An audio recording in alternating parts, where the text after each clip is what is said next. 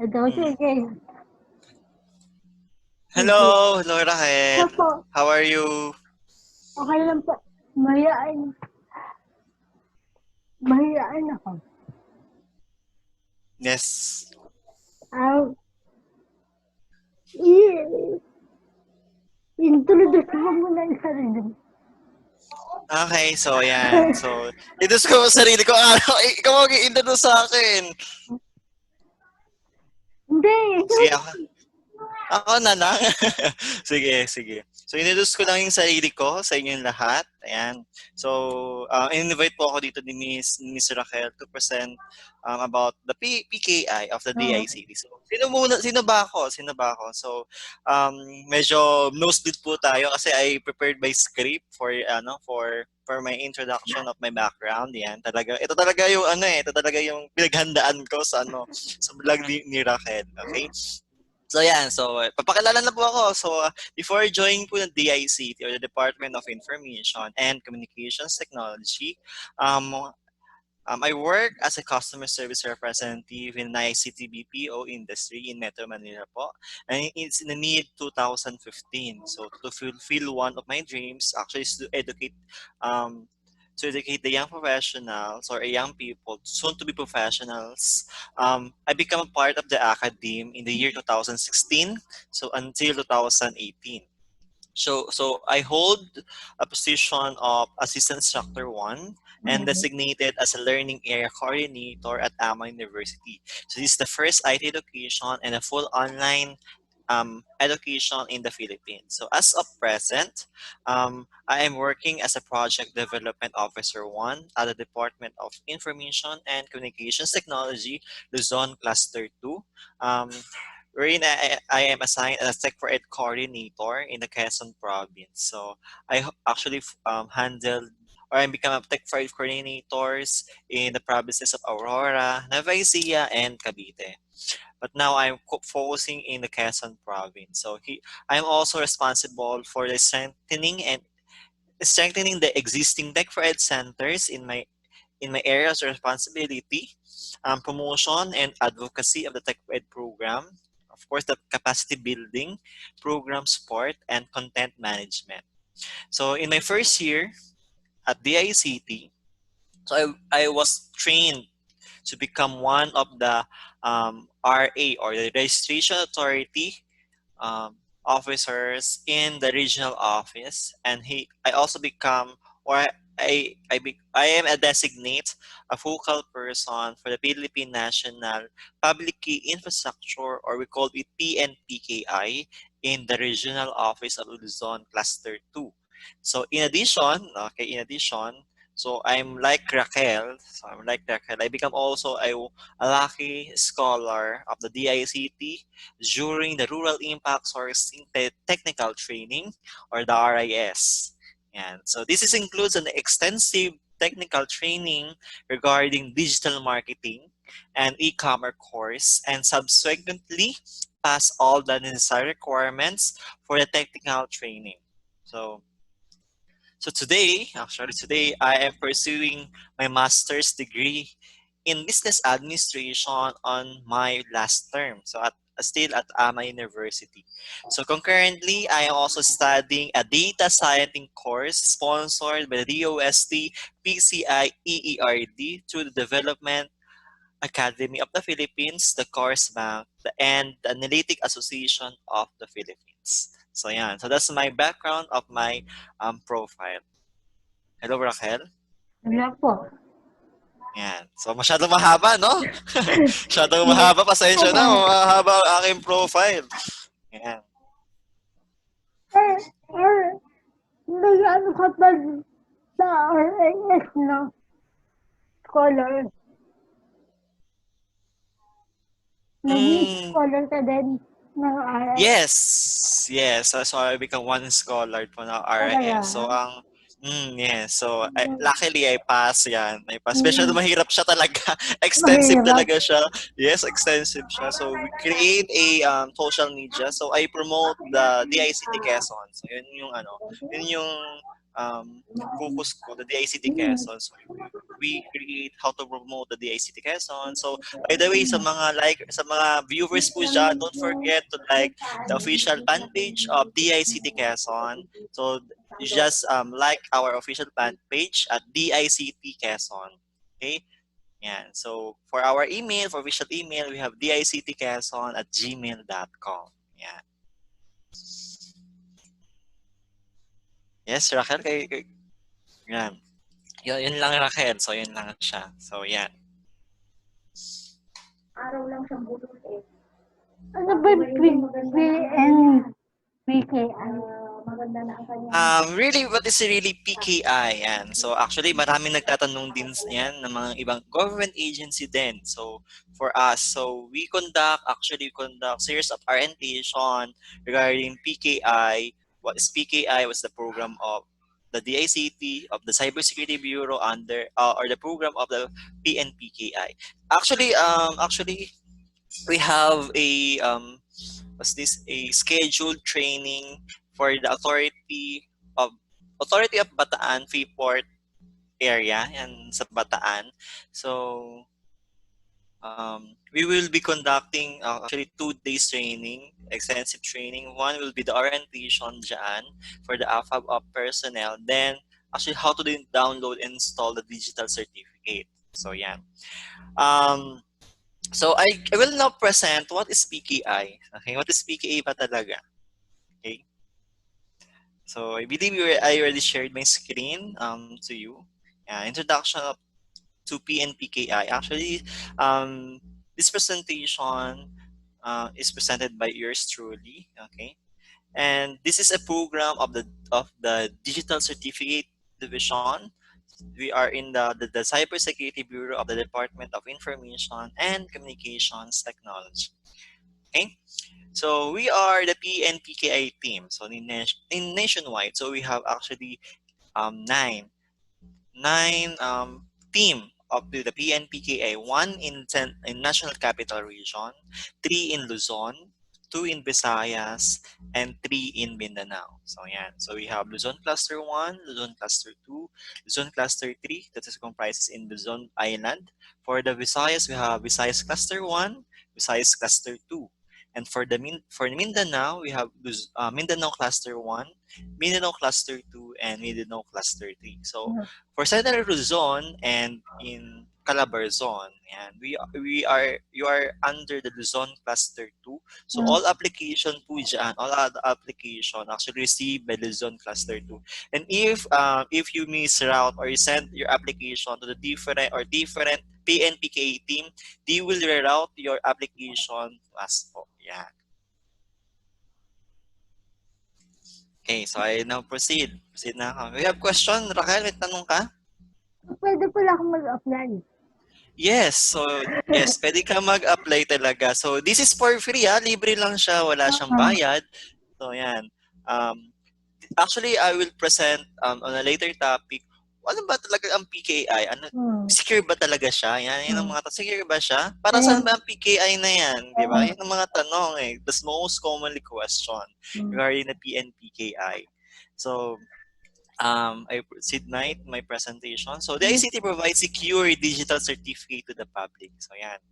Yan yung aming pinaglalaban talaga. So we have actually press release from the different newspaper or publication. So we have here the Philippine Star, and for the Philippine Star, so government offices urged to use the DICT service for electronic transaction. Okay, so yeah.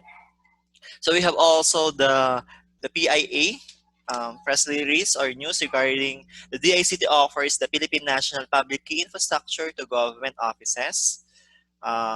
DICT offers PNPKI to government offices by PTV News.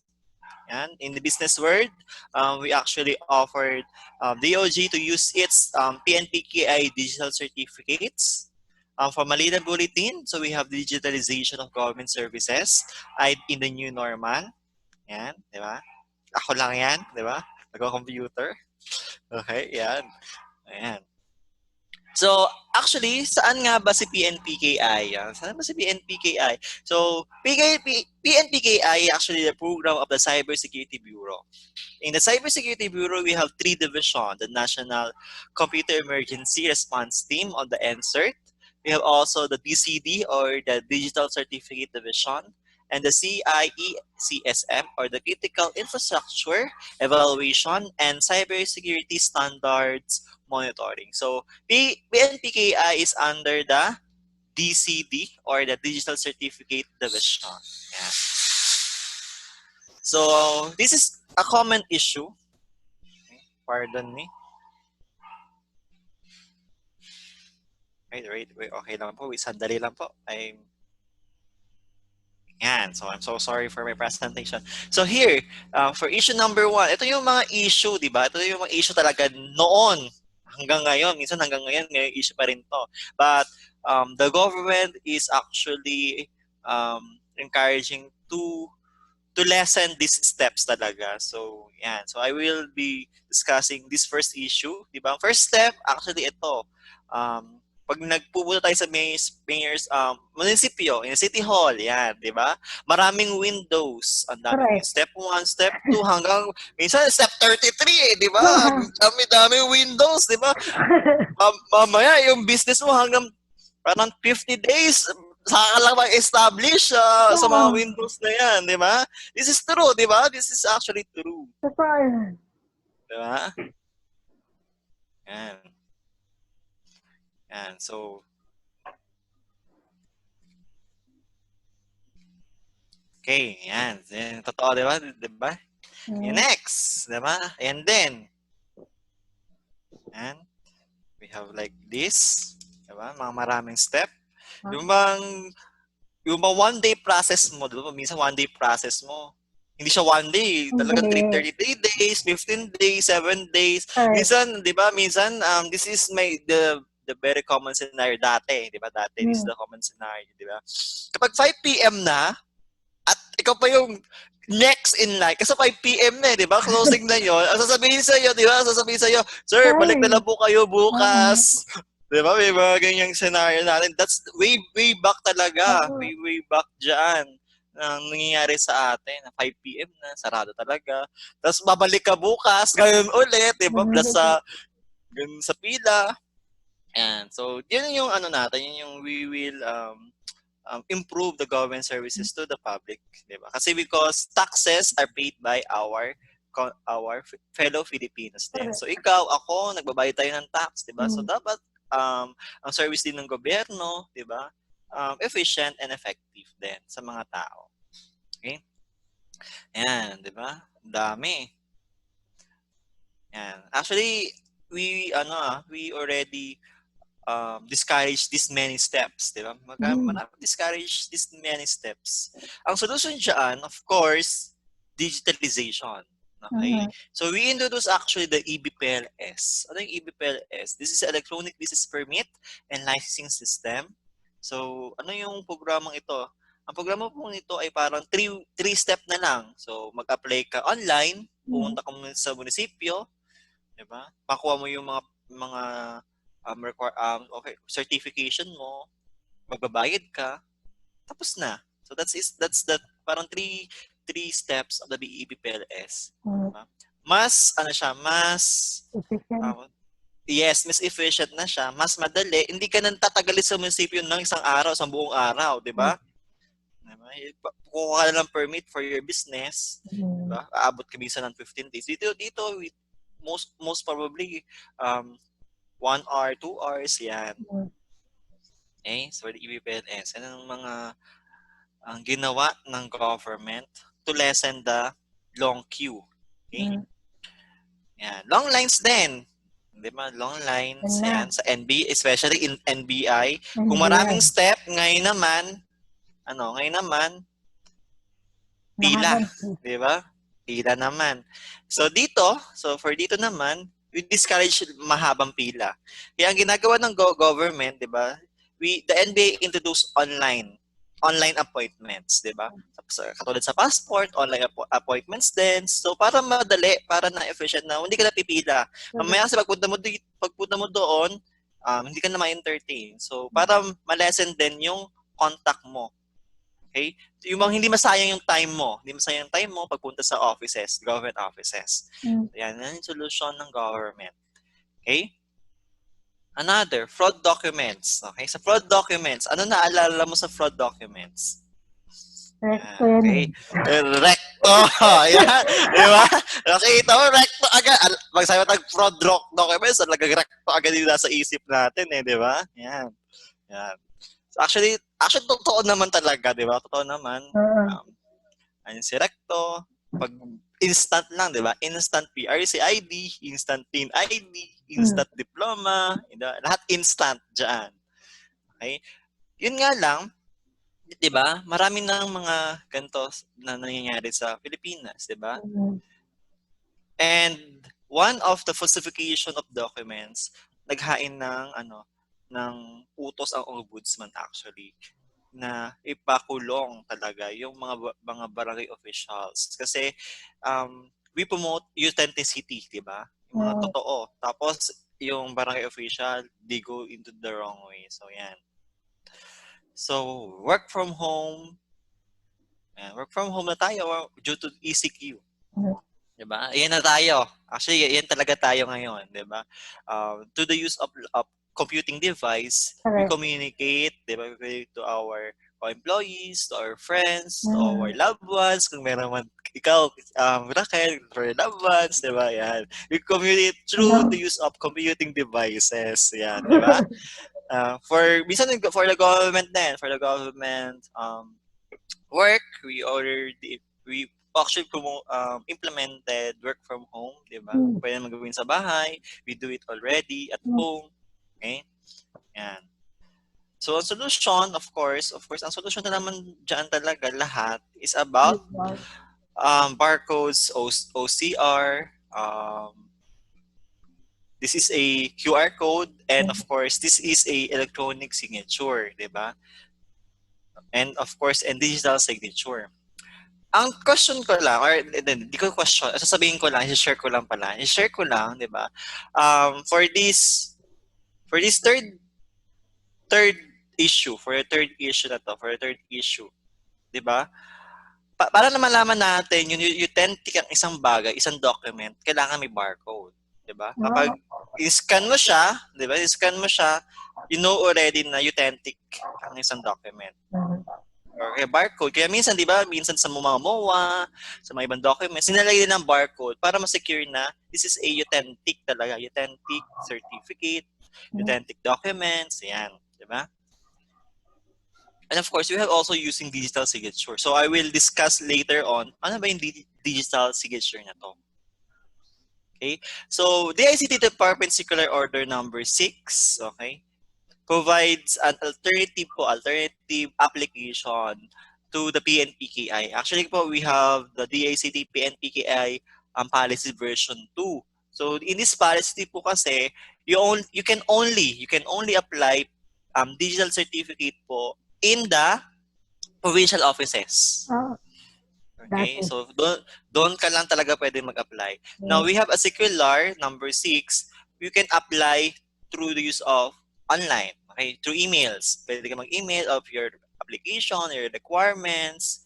Yan. So, pwede ka mag-apply sa amin. But, in this circular po kasi, if the public health emergency na-lift na siya, this circular will be no more valid. Maging valid lang siya kapag in case of public health emergency or public calamity. Okay? Say of calamity. So, yun lang po yung this department circular. We will be reverted back to the DICT PNPKI policy version 2 if already lifted na siya. So, you go already in the provincial offices. Kaya hanggang ngayon, di ba, hanggang we are in the public health emergency, mag-apply na po tayo para more convenient sa atin. More convenient, hindi tayo aalis ng bahay, meron tayong digital certificate pa. Okay? Yeah. So what is PNPKI? Diba? PNPKI stands for the Philippine National Public Key Infrastructure. Okay? So PKI actually a system of process, technologies, and policies that allows you to encrypt and sign data. So yung purpose po niya is to facilitate a secure electronic transfer of information for a range of network activities such as the e-commerce, internet banking, and confidential email. So kasi dito, for the PNPKI, um, um, the recipient and the sender exchange two keys, a private key and a public key. Okay, so I'll explain further mamaya. What is the public key? What is private key na yan? So what is PKI? Also enable the risk to properly manage so that electronic transaction can be performed on open, insecure networks such as the internet. Okay, so actually PKI has two components, and the cryptography and the digital certificate. So what is cryptography naman? So what is cryptography? So it derives from the Greek word cryptos, meaning hidden. So it's a method of storing and transmitting data in a particular form so that only those for whom it is intended can read and process it. Ibig sabihin, kung para sa'yo lang yan, Raquel, ang letter ko, ikaw lang ang makakabasa niya. Wala nang iba. Okay? And so it's a mathematical science to encrypt and decrypt data. So enables you to store sensitive information or transmit it across unsecured networks such as the internet so that it cannot be read by anyone except the intended user. Okay?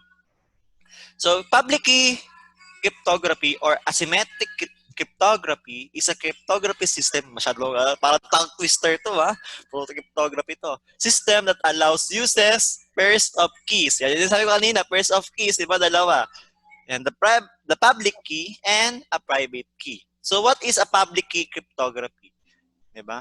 A public key cryptography actually decrypt the information. Yan. So lahat tayo, we have public keys. But the receiver has a private key para ma-open niya yung message. Okay? And it will be para mabasa niya yung receiver. So pag wala kayong public key or wala kayong private key, hindi mo din ma-open ang isang document or isang email. Okay? And you cannot read the email talaga. You cannot read the email Kasi parang parang meron siyang mathematical siya, parang HABC, ganoon lang siya. So hindi mo siya malalaman ano yung information na yon, 'di ba? So hindi mo siya malalaman. So mahirap mo siya i-encrypt i-decrypt. Okay? Kasi pag in-encrypt mo, mababago yung message. Kailangan i-decrypt mo para bumalik yung tinype niya talagang message. Okay? Yan. Okay? Caution. Okay? Caution. Always remember that PNPKI actually providing keys for you para ma-decrypt mo yung specific information. Okay? So, pag hindi ka intended user, kahit na may private key ka, pero hindi ka naman intended user doon, hindi mo rin ma-decrypt ang data o yung information. So, ibig sabihin, kung hinino lang yung intended na email na to, siya lang ang pwedeng maka-open ng message. Okay? And so, public key plus digital certificate.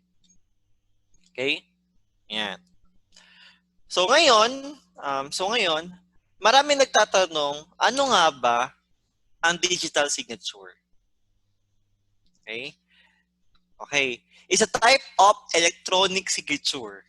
Okay? A mathematical scheme for verifying the authenticity, integrity, non-repudiation of a message. So often use a implement electronic signatures. So tandaan nyo, magkaiba po ang digital signature, magkaiba rin ang electronic signature. Kasi ang digital signature kasi, meron na siyang mathematical scheme for verifying authenticity, integrity, at non-repudiation. Okay? And this is an example. Ito, kung makikita mo yung John Joe na pirma, di ba may nakita kami yung may check mark, John Joe. This is an example of electronic signature. Yan yung mga electronic signature. But, if you want a digital signature, you have already integrated dyan yung secure information mo. Ikaw talaga yung pumirma dyan. Hindi mo pwede magpakaila na hindi ikaw yan. Okay? Excuse me na lang, Raquel. I-charge ko lang po yung laptop. Pasensya na. Wait lang. Yan. Sorry po. Yan. So, go back. Go back na tayo. Sorry talaga. Sorry. Marami akong commercial talaga dito sa presentation ko. Yan. What is digital certificate? So, it's a very small file issued by the certificate authority as a proof of individual or machine's electronic identity. Yan. It's an electronic passport that allows a person, computer, or organization to exchange information securely over the internet. So that's a digital certificate. Okay? So actually we the digital certificate has actually two types of certificate. We have individual certificate.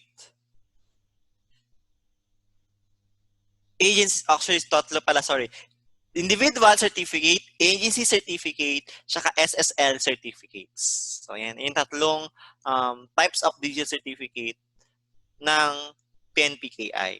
Okay? So I'll go back muna dito sa individual certificate. So Raquel, kung ikaw ay mag-apply, di ba? Mag-apply ka example ng PNPKI digital certificate, we'll be issuing you an individual certificate. Okay? For the individual certificate, dalawang klase din siya. We have authentication and we have signing. Okay? Ano pinagkaiba nung dalawa? Di ba? Meron tayong authentication, may signing. Of course, for signing, from the word itself, signing, magsasign tayo ng document. Tama? For authentication, this is through the use of emails naman. Na authentic yung in-email mo sa kanila. Okay, so that's the two certificate na ini-issue po ng PNPKI sa iyo, Raquel, if you will apply. Okay? Yan. So we have also agency certificate. Ito naman po kasi kung, example, kung as a group kayo or agency kayo, example, DILG, yan. Kung gusto niyo mag-apply po as DILG, you can apply as an agency certificate. Pero kung gusto mo, ikaw sa sarili mo, meron din sa agency. So we will be issue one for individual, kung sa'yo, then the agency. For agency kasi may mga requirements siya na para makakuha kayo ng agency certificate. Of course, in the individual din, mayroon din siya mga requirements. Pero mas marami ang requirements kasi for the agency certificate siya. Okay? And for SSL certificates, yan, ito naman yung secured.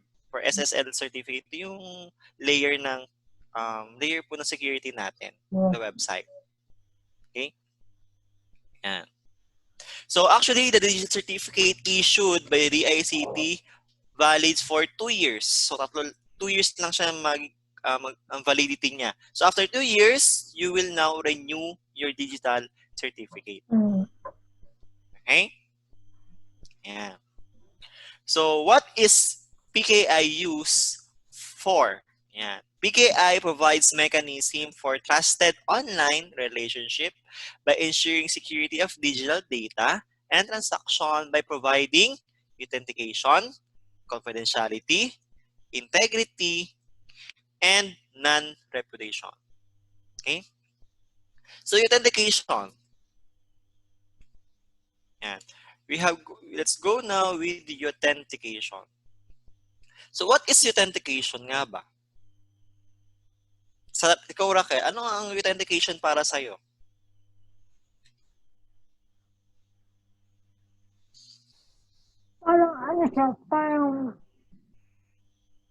Parang security, yung,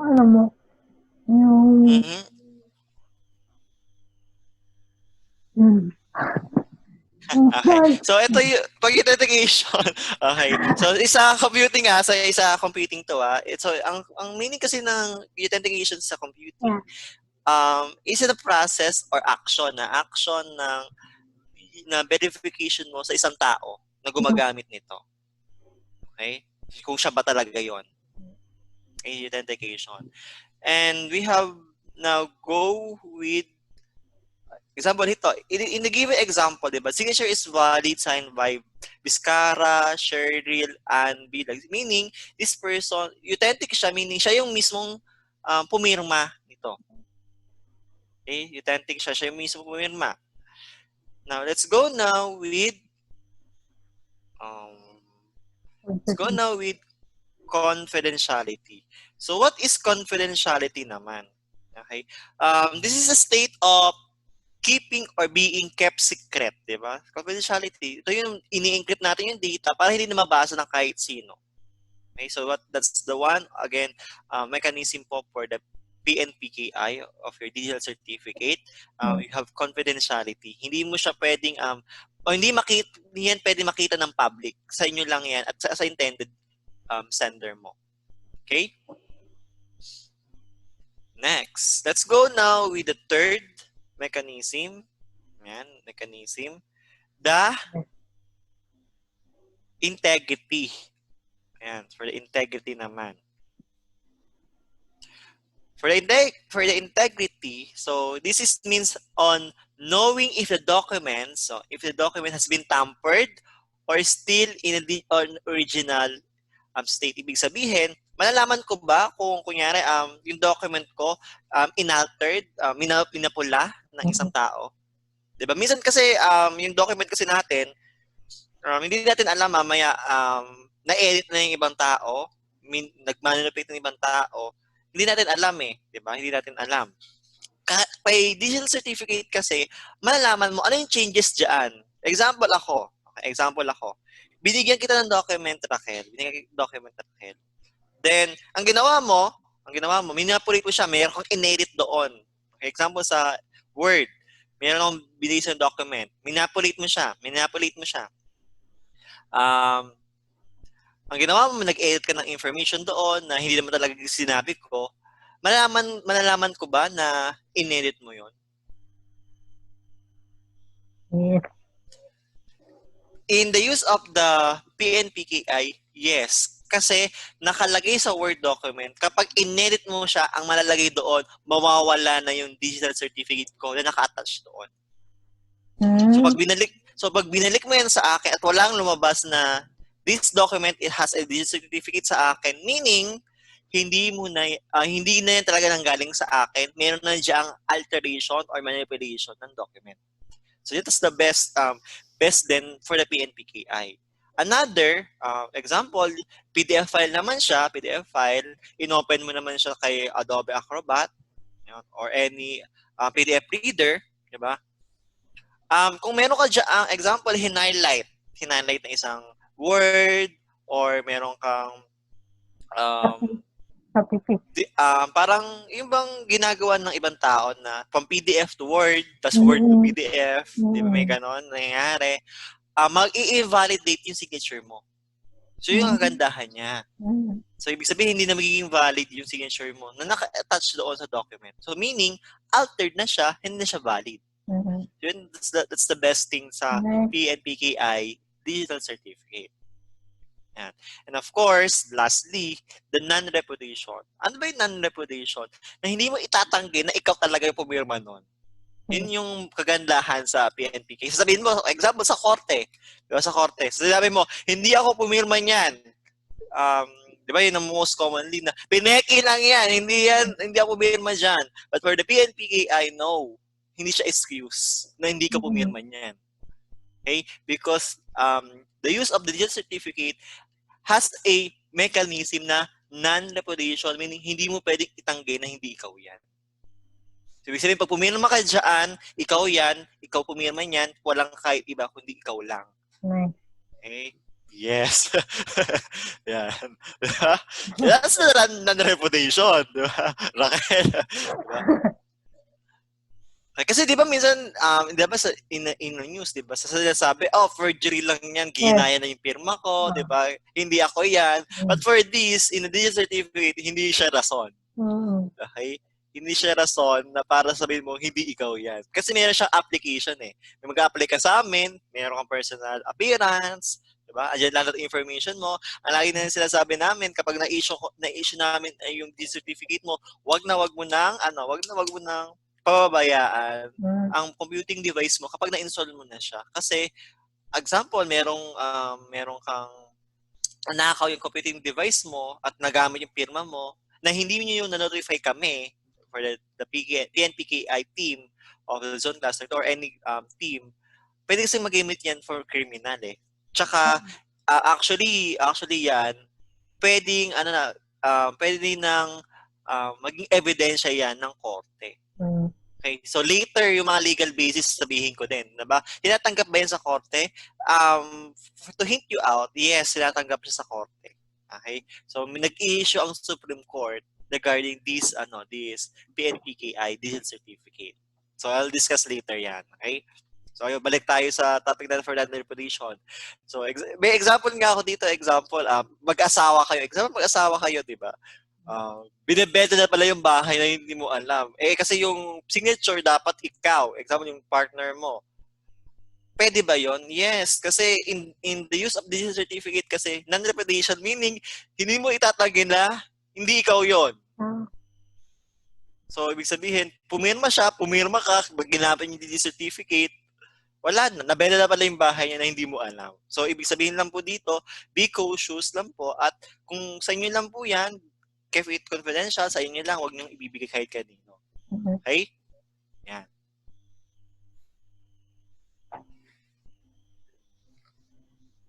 So now, let's go now po.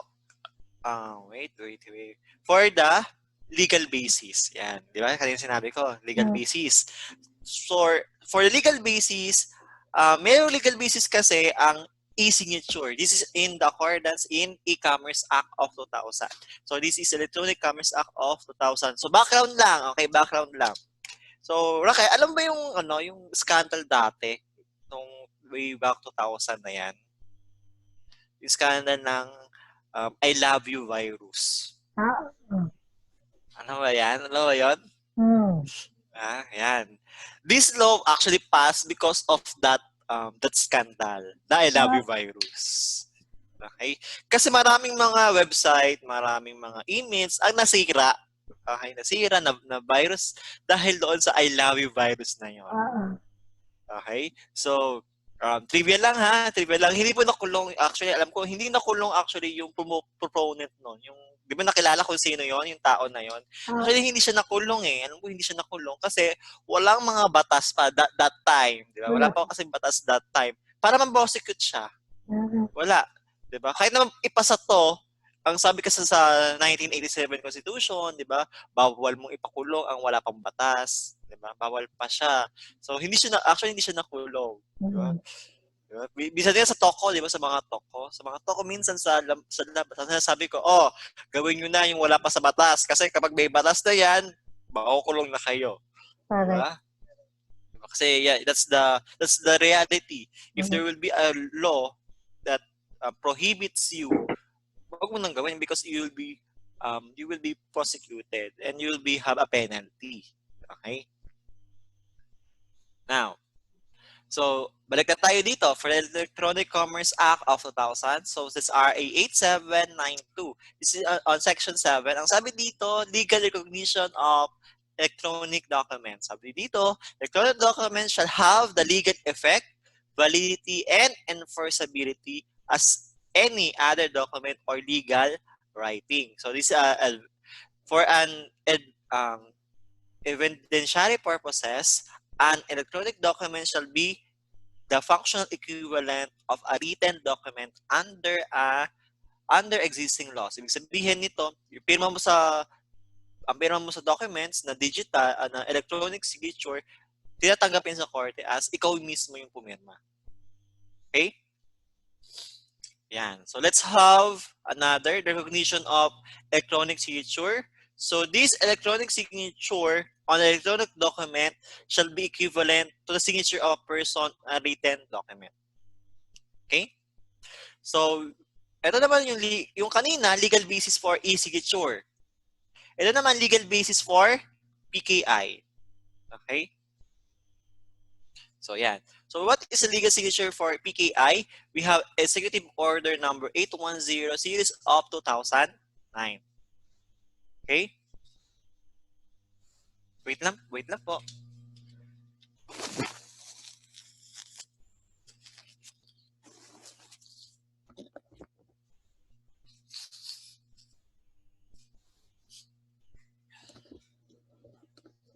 I go back. Sorry for the commotion again. And so, let's go back. And for Executive Order 810 series of 2009. So ito na po yung digital signature in e-government services. So dito, ang sabi dito, all government agency and instrumentalities providing e-government services to its clients shall require the use of digital signature in their respective e-government services. So yan yung legal basis kaya nagkaroon po ng PKI. Okay? Again, magkaiba po yung electronic signature at digital signature as I explained kanina. Okay? Yan. So, ito na yung kanina sinasabi ko for the Supreme Court ruling on electronic evidence. So, dito, for AM number 01-7-01SC, is rules on electronic evidence. So, Section 6, Rule 6, Section 1. Mali pala, Rule 6, Section 1. So, electronic signature or digital signature authenticated in a manner prescribed hereunder is admissible in evidence as the functional equivalent of signature of a person on a written document. Again, ang sabi dito kasi, authenticated, di ba? Authenticated. We all know that ang authenticated ay yung digital signature. Diba? For kanina sinabi ko yung for mechanism, di ba? Authentication, confidentiality, non-reputation, integrity. That's the use of the digital signature. Diba? So, for the authenticated digital signature yan, that will be issued by the PNPKA team, your digital certificate. Okay? Yan. Ang tanong, ina-allow ba ang digital signature or pag-attach ng digital signature sa documents? Actually, sa GPPB or the Government Procurement Policy Board, actually, nag-approve na sila na pwede mong gamitin ang digital signature. This is digital signature, hindi po electronic signature. Digital signature in procurement-related documents. Sabi dito, kung gusto mo, you can actually get digital certificate or digital signature to the DICT sa amin. Okay? Ayan. So, you will know the GPPB, okay, allows you to use digital signature in all, lahat po lahat ng procurement-related documents. So, lahat na siya. So, about procurement po, you can use now the digital signature. Pero meron po dyan provision, I believe wala dito sa presentation ko. Meron po kasi provision po dyan na dapat ipaalam mo muna kay GPPB. Okay, bago mo siya magamitin. Okay? So you should send a letter informing them na example, yung LGU, yung agency, gumagamit na ng digital signature sa mga procurement-related documents. Okay? Ayan. So, COA. Ito, tanong. COA naman. For the mga tanong.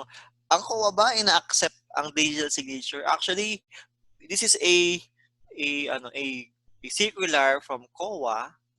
This COA circular number 2020-009 dated April 21, 2020. So, dito, we have a subject of temporary relaxation po of application in certification of COA circular number 2014-002 dated April 15, 2014 and the memorandum number 2014-009 dated August 28 is subject of quarantine during a period of state of calamity declared under proclamation number 929 dated March 16, 2020. So kasi ina-allow na ni COA yung use natin ng digital signature. Pero tandaan nyo po, kapag you will use your digital signature, ang nabasa ko po dito sa circular na to, kailangan yung digital signature ay galing kay DICT. Okay? Yan. Yan. So, ang sabi dito, ito po yung sinabi ko, recipient agency may submit electronic generated reports through email provided that the agency or authorized officer shall certify as to the accuracy and correctness of the content of the report. To improve the authenticity and integrity of the report, the signatory to the report may affix his or her electronic using digital certificate given by the Department of Information and Communications Technology in relation to PKI program. Okay, so COA already recognized actually the use of digital signature natin. Okay? Ayan. Ito yung traditional workflows. Okay? Ayan, malapit na ako matapos. Ayan. Ayan. Ito yung traditional workflows. You create, gagawa ka ng report, gagawa ka ng documents, di ba? Ipiprint mo, papapirmahan mo, after mo papirmahan, i-scan mo, after mo i-scan, i-share mo. Okay? Now, for PNPK kasi, we lessen this step. Mas as possible nga, 3-step na lang, di ba? Yun nga kanina sinabi ko. Actually, in PKI, 3 step na lang. Okay? You create, i-sign mo, at you can already share. Ganun siya kadali. Okay? Nawala yung process na ipiprint mo pa siya. Actually, kasi pag i-share mo yan, di ba? Pag share mo yan through email, so posting sa website, di ba? Actually, you can actually directly, pag na-sign na, you can actually post it to your website. Okay? So, paperless na tayo, less paper pa tayo. Di ba? We promote paperless transaction. So, I believe this is a good program of the DICT. Less paper. So, digital signing has actual financial benefits. So, yan. So, ito yung mga financial benefits. Reduce cost of paper, ink, and printer. And reduce cost of manpower time. Reduce cost of transportation. Reduce of delays in signing. Reduce of cost of maintenance of physical storage. Reduce of cost of fraud. Yan. And reduce cost of loss of reputation or credibility due to security leaks and breaches. Ito daw pagmamalaki po namin from the start of the program of the PNPKI until now, hindi po na-hack pa yung aming system. So it never been hacked. Okay? So it is it's certified that the security of our data of our program is very high. Masyado siyang secure talaga. Okay? Actually, it will, I believe it was rolled out 2012. Okay, 2012. It's formally launched 2015. Yan. Pero hindi pa siya, from 2012 hanggang ngayon, wala pa talaga. Yan. That's yun po yung aming pinaproud for this program. Okay, di ba minsan napapansin natin yung ibang website, di ba? Ibang website na na-hack. Actually kasi yung aming digital certificate kasi, you will install it to our website. Okay? Website. So, hindi pa na-hack ang website namin, and thank God. Kasi we have actually maintenance diyan. Not hindi ko sasabihin kung kailan na kasi it's for security of our system. So we have regularly updates our security of our website. Okay? Yeah. So now we have digital PNPK has partners. We partnered with Security Exchange Commission. We also partnered with the Davao LGU for their city archives and record office. They are the first LGU po na nag-apply as GovRA. Their application is still on the processing status kasi masyadong mahaba po yung processing status po na pag nag-apply ka as Government Registration Authority. Okay? So we have actually these are ongoing coordination po with the GPPB, with Anti-Red Tape Authority, with the Office of the President, Department of Budget Management, the DICT MIS, the Department of Health, the CIC, the PhilHealth, Department of Public Works and Highways, the Philippine National Oil Corporation, Department of Agriculture, tsaka DTI, Bureau of Philippine Standards. Yeah. So yeah, we have digital signing demo. Actually, hindi ko na ipapresent to since pag digital signing demo kasi you have actually your digital certificate na installed already in your computing device. Okay? But if you want a digital signing demo, actually you can actually go to the official YouTube channel of the DICT. May YouTube na po ang DICT na channel. So you can go with you can actually go with bit.ly/PNPKI video. So andun na po yung yung mga tutorials po natin regarding installation, downloading, digital signing demo, all na po andun na po para na masundan po ninyo yung pag-i-install po ng digital certificate. Okay? Yan. Actually we have the PNP LC3 team. Actually ito po yung sa Luzon Cluster 3. But for Luzon Cluster 2, we are covering po the Central Luzon and for the Calabarzon. For Region 3, we have Aurora, Bataan, Aurora, Bataan, Bulacan. Okay, sorry. Bulacan. Kaya ko to. Kaya ko to. Kaya ko to. Bulacan. Yan, Bulacan. Nueva Ecija. Nueva Ecija. Pampanga. Tarlac and Zambales. Ayan, ito siya. Ayan, kompleto na ako. Ayan. Then we have in the Calabarzon, the Region 4A, we have Cavite, Laguna, Rizal, and Quezon. Ayan. Okay, this is our PNPK LC2 team. For LCT team, they are comprised of the Mimaropa and the Bicol region. Okay. Yan. For PNPK team contact, we have Luzon class LC1 that support .pnpki.gov.ph, LC2 support PNPKI at DICT.gov.ph, LCT support PNPKI at DICT.gov.ph. We have VC1 that support .pnpki at DICT.gov.ph. We have VC2 that support .pnpki at DICT.gov.ph. MC1 that support .pnpki at DICT.gov.ph. For the Mindanao Cluster 2, we have MC2 that support .pnpki at DICT.gov.ph. And lastly, for MC3, we have MC3 that support .pnpki at DICT.gov.ph. O, di ba? Riddle siya. Riddle na riddle yan. Okay? Ayan. So, yan po yung mga actually, our cluster offices po na tumatanggap po ng mga PNPKI applications. Okay? Yeah.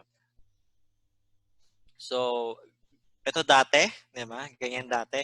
We want to transform these records to like this. Okay? Yung bang hindi mo na hanapin, di ba? Minsan kasi sabihin mo, oh, saan ba yung file ni ganito? You take 1 hour, 2 hours, 3 hours para mahanap yung file ng isang tao. Example, kung ganyan pa yung karami, di ba? Ay, nako. We promote one click na lang. Lahat na andyan. Diba? Mas madali kasi siya. Mas organized, mas madali. Mas madaling mo makita at mahanap. Diba? Yan. So, for my last slide, ang sabi ni Natarhan riddle ulit to. Natarhan Kandarasa. Sige, kaya mo yan. Kaya mo yan, KJ.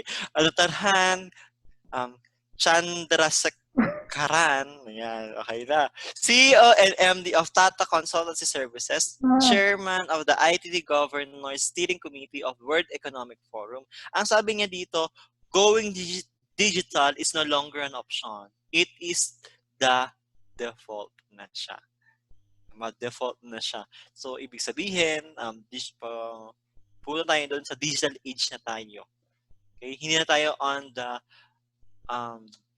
Generation X or the other generation. So, going to digital na tayo. For technology age na tayo. Okay? Yan. So maraming salamat. Okay, maraming salamat. So you can actually go to the official website po ng PNPKI at dict.gov.ph/PNPKI and our email, the info.pnpki@dict.gov.ph and lc2.support.pnpki@dict.gov.ph. Yan. So if you have calls, we have calls. Actually, this is the phone number po of the Central Office of the Cybersecurity Bureau, 920-010 local 2530. Okay? So that's it. That's Thank my you. presentation. Yes. Yan. So may question ka ba, Raquel? So sa haba-haba ng present ko, you have a question regarding PNPKI? Paano ako makaka-apply? Okay, so kanina, di ba kanina, I present actually the email. So, present ko ulit. I present the email. I just share this email or this presentation. Mag-i-email lang ako. Yes, actually dyan. So, in the lc2.support.pnpki@dict.gov.ph. If you have general inquiries po, the info.pnpki@dict.gov.ph. But if, example, ikaw kasi, Raquel, is from the Laguna, di ba? Laguna ka. You can actually directly send your application to us at lc2.support.pnpki@dict.gov.ph. Email na lang siya. Pero kung gusto mo pumunta ng provincial office, pwede din po siya. So you have two options. You can go to the provincial office or you can apply it online through the use of email. So mag-email lang po kayo sa amin. Saan ba yung provincial office natin? Okay, for Laguna po kasi, the provincial office is located in Calamba, Laguna. I believe kilala the staff of Laguna, Mr. Rex Aguila or Engineer Rex Aguila and Ms. Riza Alcorano will entertain all the application po of PNPKI. For the Laguna. Yes, Riza. Yan. Actually, Riza and Ms. Engineer Aguila is already a certified RA assistant. Yan. So they can actually cater applications of PNPKI.